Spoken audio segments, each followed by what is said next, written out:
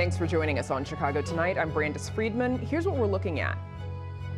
Illinois and Chicago are suing the Trump administration over its immigration enforcement tactics. A new report by the Illinois Attorney General shows some sheriff's offices are ignoring the state's sanctuary laws. They were treated as subjects to be detained and to be transported and to be checked off. A husband who has health issues is being detained. His wife's fight to get him released.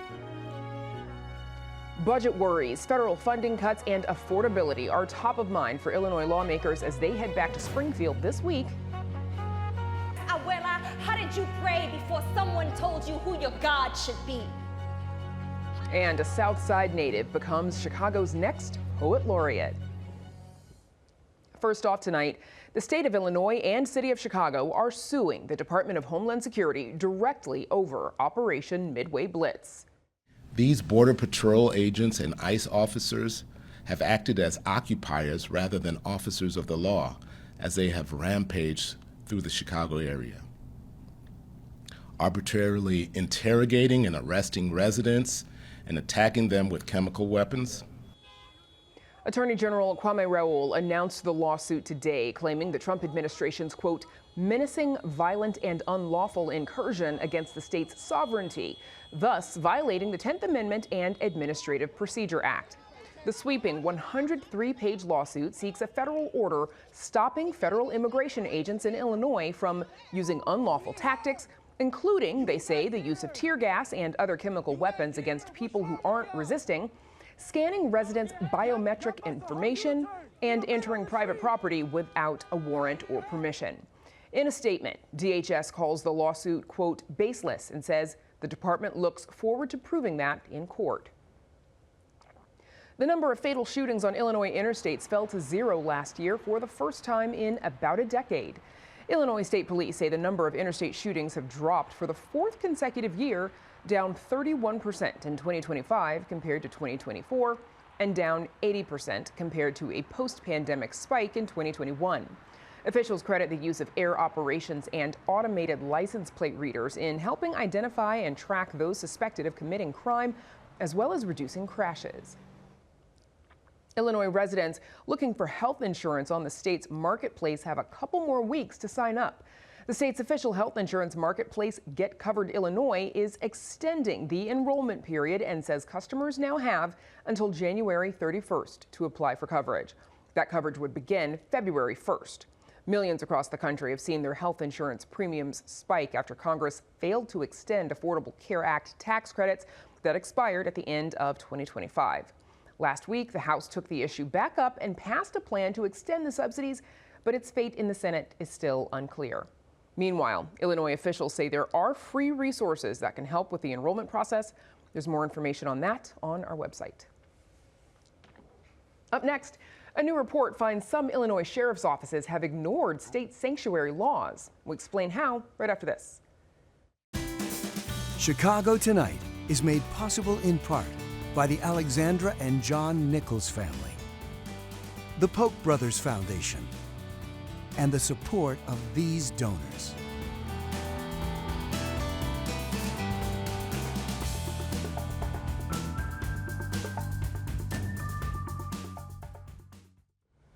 Illinois law generally prohibits local law enforcement from transferring people into federal immigration custody. Despite that, a new report from the Attorney General's office shows 4 Illinois sheriff's offices defied the state's sanctuary laws. Our reporter Blair Paddock joins us now with more. Blair, what did the report say these sheriff's offices did? Yeah, they defied the state sanctuary laws in 2 ways. First of all, local law enforcement is not supposed to comply with civil immigration warrants or immigration detainers. And then they're not supposed to transfer people into DHS custody unless they're presented with a federal criminal warrant or otherwise specified by federal law. And these 4 counties, Madison, Grundy, Jefferson, and Kane counties, did just those 2 things. And they transferred 24 people into DHS custody after receiving either a civil immigration warrant or an immigration detainer in 2024. How did the sheriffs of those 4 counties respond? Yeah, so Kane County responded to me, said that if they received a federal criminal warrant signed by a judge, they have to do that. And they do. But the thing is that, like in their self-reported data to the AG, they said that they complied with a civil immigration detainer or a civil immigration warrant. Those two documents are not signed by a judge, they're signed by immigration officers. And when I brought this up to the Kane County Sheriff, he said that he wasn't immediately aware of the two instances mentioned in the AG's report. Were there any other ways that local law enforcement was found non-compliant with sanctuary laws? Yeah, so the local law enforcement agencies in the state have to submit their compliance data to the AG yearly. If they don't, the AG can seek legal remedies because they'll be in violation of the state law. About 824 of 960 law enforcement agencies responded to the AG's yearly report. So I asked the AG about those chunk of folks that didn't respond to see if they sought legal remedy, what was up with that, and I didn't hear anything from the AG. Okay. Hopefully we will hear from them. Blair Paddock, thank you for joining us. And you can read Blair's full story on our website. It is all at WTTW.com/news.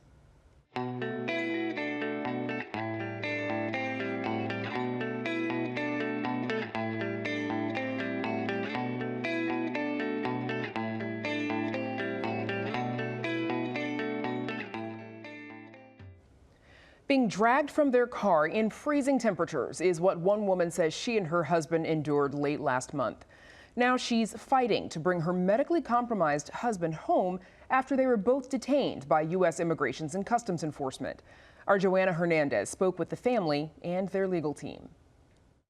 Andaban con las pistolas, o sea, a mí me tenían apuntada de este lado y de este lado, y entonces mi esposo le decía que nosotros no nos estábamos respondiendo, o sea, y el otro le daba al vidrio de la ventana. Albeiro Ropero Remolina's wife says she is still shaken after her encounter with ICE agents on December 29th. To protect her identity, we are not showing her face on camera or using her name. Trataron, como dice Albeiro, nos trataron como si fuéramos unos delincuentes y solamente íbamos al trabajo. O sea, no nos encontraron haciendo nada malo. She says it happened in an instant on the late December morning as her husband was getting ready to take her to work. Their car was surrounded by ICE agents. Agents pulled them out, restrained them, and took them into custody, later transporting them to the Broadview Detention Center. Me dice que le firmo un poder para ellos irlo a buscar.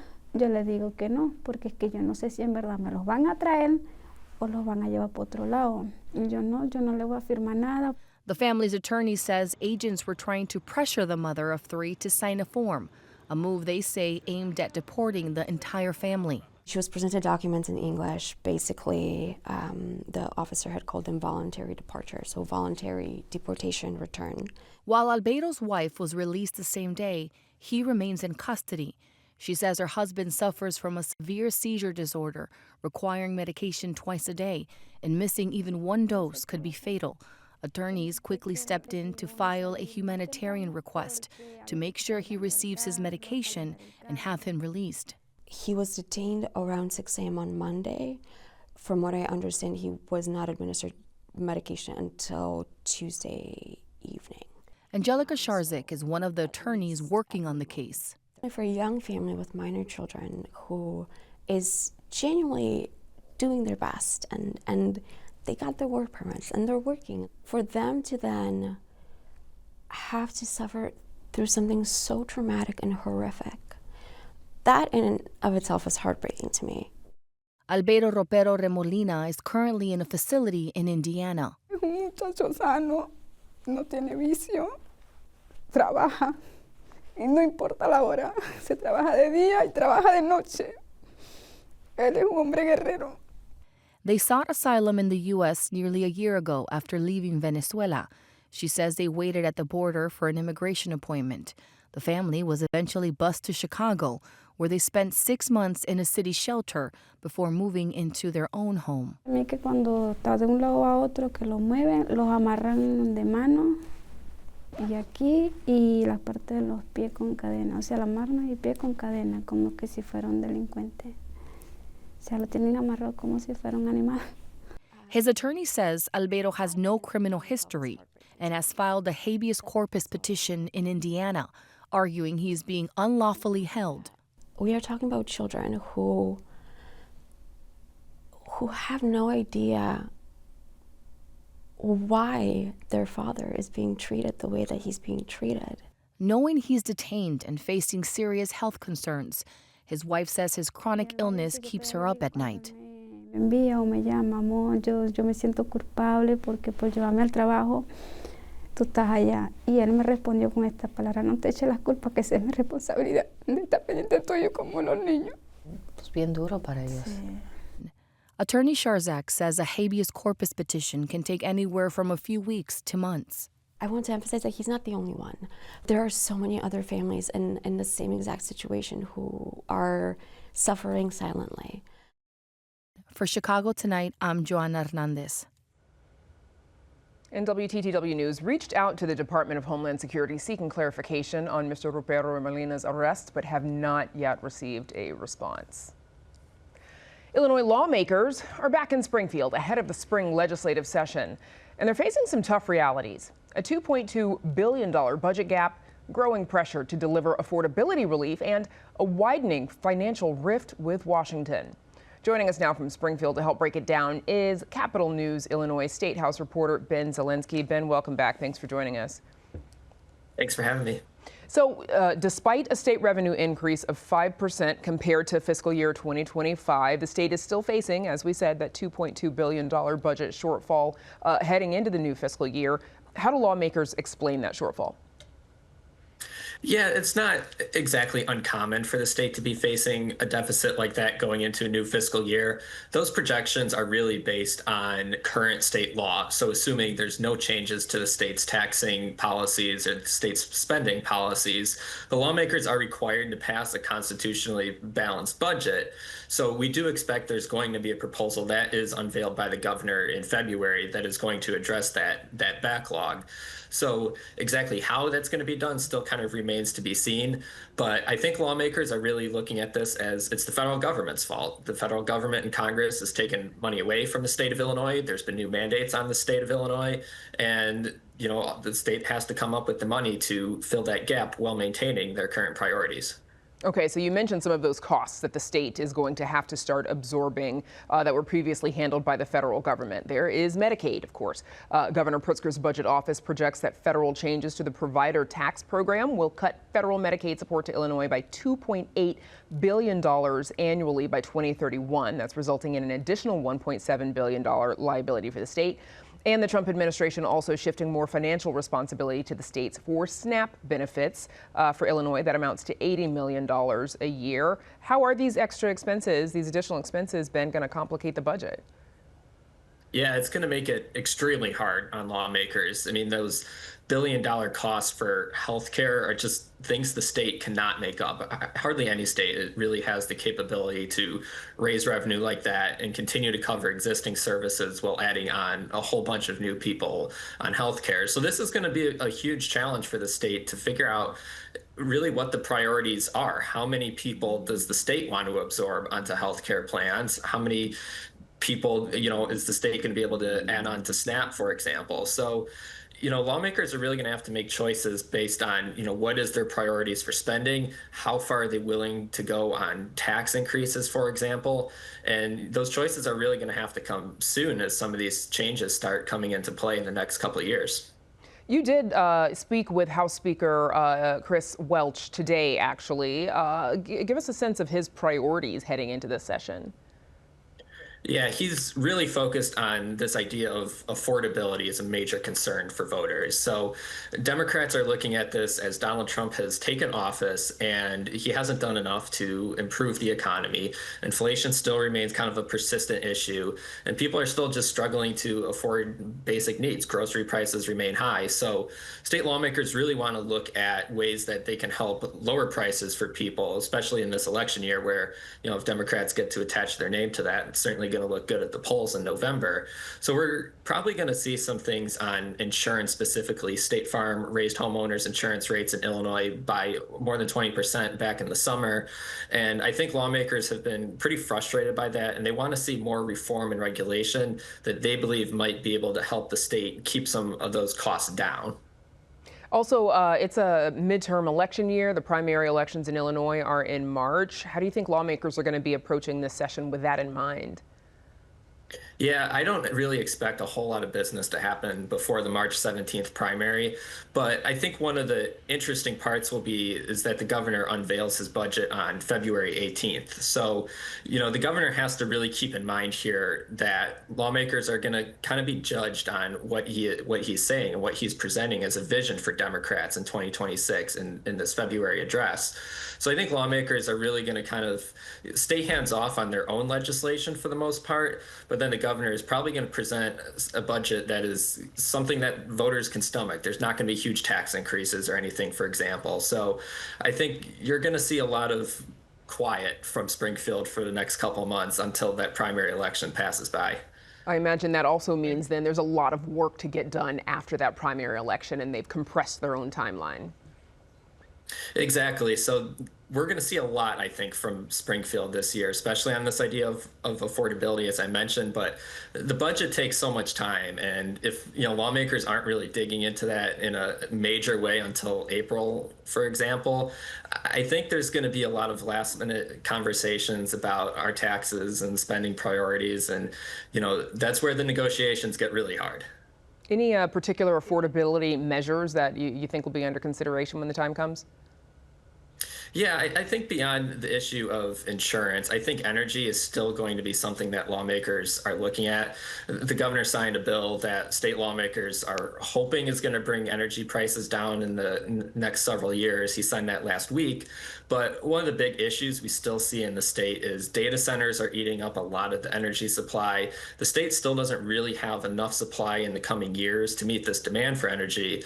It's driving prices up. And I think lawmakers really still haven't found a good way to truly address that. So I think that's going to be part of this affordability agenda as far as bringing prices down for utility costs.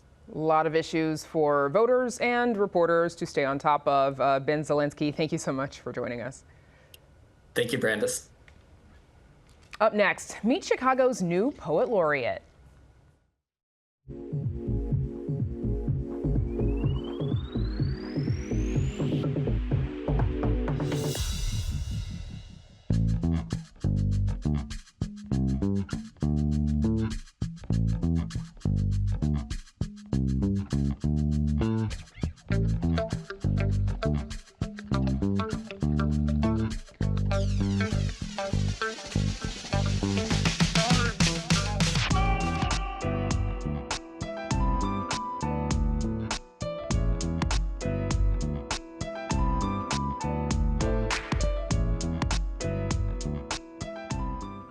Chicago has a new poet laureate. Maida Alexandra Del Valle is a poet, educator, and interdisciplinary artist born and raised on the city's south side. As Chicago's second poet laureate, Maida Del Valle will commission new works and create public programming. The poet laureate, who receives $70,000 over a 2-year term, also serves as an ambassador for the city's literary and creative communities. Joining us now is the Chicago Poet Laureate herself, Maida Alexandra Del Valle. Congratulations. Thank you for joining us. Thank you for having me. So, born and raised on the South Side, Yes. How do you think your identity and being raised in Chicago influenced your approach to writing poetry? Oh gosh, it's so much at the center of my work, and so much of what I write about is about that, I think growing up Puerto Rican, the first generation born here, my mom and dad came when they were very young. And usually what we hear about the Puerto Rican community is centered in Humboldt Park. So growing up on the South Side is very, very different. Growing up in a city that's racially really segregated as well, and kind of growing up in a racial middle is something that, really shaped my perspective and my experiences as well. Language, the culture, just all the things that I would grow up seeing and hearing in my household on a daily basis really shape my writing, and they're at the center of it. Yeah. And I listened to a little bit of your work as well, because you also sort of identify as sort of Afro-Latina, right? And acknowledging the African roots that are also a part of being Latina. Being part of the diaspora, definitely Afro-descendant, and acknowledging those roots and trying to be aware of them, and also aware of the privilege that I carry as well. But that's part of what's in my work as well. Part of you as well, yeah. Second person to be named the city's poet laureate. Yes. What does that mean to you, and how do you plan on using the position? Oh gosh, I really hope to just steward poetry into the city, you know, and to be of service to the city, to continue the work that Avery Young started. He created some amazing programs, so I really hope to continue some of the work that he started in terms of taking poetry out to the city, of having opportunities for people to come together and write together about their experiences, their stories in the city. Working together with the public library is also really exciting. That was you know, really important to me as a young writer, and growing up, the library was somewhere that I always went to as kind of like a refuge, and to just find books that I, you know, would just swallow them up every weekend. So I'm really excited about supporting their programming and creating some of my own as well. Where would you say you get some of your performance style from? Oh, Who wow. inspires you there? A lot of different people. I was talking to someone about that earlier today. I would say I grew up as a child of the hip hop generation in the 90s, so that really in Chicago, so that is very, that's very yes. specific. You know, Yes. it's very specific. Also works into my aesthetics. You know, growing up listening to salsa music, 70s salsa music, Sonia Sanchez and Marie Baraka, Sandra Maria Esteves, the New Yorican poets from that movement in New York City as well. Saul Williams is someone else that influenced a lot of people in that area of poetry. So I think that's, you know, also an influence for me. So there's a lot of different fingerprints, I guess you could say, in my work. Yeah, just a minute ago we were looking at, or a second ago we were looking at you performing on Deaf Poetry Jam. Oh my God. Back in the day, yes.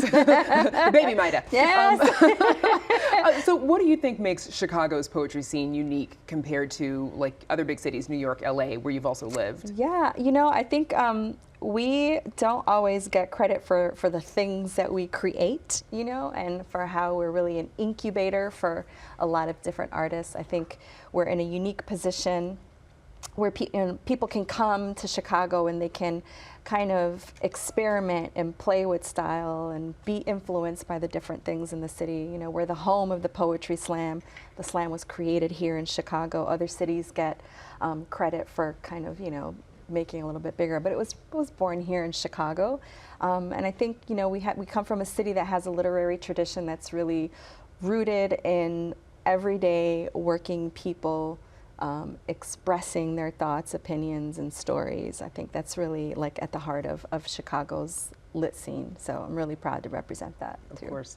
Among your accomplishments, you performed at the Obama White House at Yes. the invitation of the former president and former first lady. What was that like for you? It was pretty amazing. I I'm got sure. to take my Just a little, mom. yes. I was pretty blown away by, you know, getting the invitation. But I think the coolest part of that night was being able to take my mom with me, and the poem that I read was about my grandmother and her mom. And you know, there was a grandmother living in the White House at that time. So Yes, that was Mrs. Robinson was still there at the time. Yes, may she rest in peace. So that was really poignant and really moving to be able to read that poem about my grandmother, and you know, have the first lady there sitting next to her mom and The her first grandmother, daughters. yes. Yeah, the three generations represented there. You know, so I think that was like the most Very important special. part. Yeah, that was Yes. the most special part of the moment. You've got your first event as Poet Laureate this week on Yes, on Wednesday. Wednesday. Yes, what can people expect? I'm going to be reading some new work that I created as part of my residency through Elastic Arts. So the work is about being Puerto Rican in Chicago, surprise. But I'm going to have some musical accompaniment as well. I'm just going to kind of show the range of things that I do, and I'm really excited to have Chicago in the house and say hi to everybody. Yeah, yeah. Why do you think poetry is still so relevant? I think at this particular moment in time, I've always thought this about poetry. I think that poetry is one of the few art forms where people demand a certain level of truth and honesty from the writer, and poetry also demands truth and honesty from the people that listen to it, right? It demands us to think about how we feel, about, you know, the things that come up for us. But it's also, it's a time when we need people to tell the truth and to speak the truth about the things that we're seeing and the things that are happening in the world. And you know, as Chicagoans, we've seen a lot these last couple of months. And so I think that it's an art form that we really need at this time, to demand truth about the way that we're feeling in the world and what we can hope to create in the future. And the city has a new poet laureate to deliver it. Congrats again to Mayra Del Valle. Thank you so much for joining us. Thank you for having me. Of course. And Mayra Alexandra Del Valle's first event as Chicago Poet Laureate will take place this Wednesday evening from 6 to 7:30 at the Chicago Cultural Center. You can find a link to RSVP on our website. And we're back to wrap things up right after this. Reflecting the people and perspectives that make up our communities, this story is part of Chicago Tonight, Latino Voices. And that's our show for this Monday night. Be sure to sign up for our free email newsletter, The Daily Chicagoan, at WTTW.com/newsletter. And join us tomorrow night at 5:30 and 10. Illinois may be facing electricity shortages and soaring bills in the future. A new report is warning. Are AI data centers to blame? Now, for all of us here at Chicago Tonight, I'm Brandis Friedman. Thank you for watching. Stay healthy and safe, and have a good night.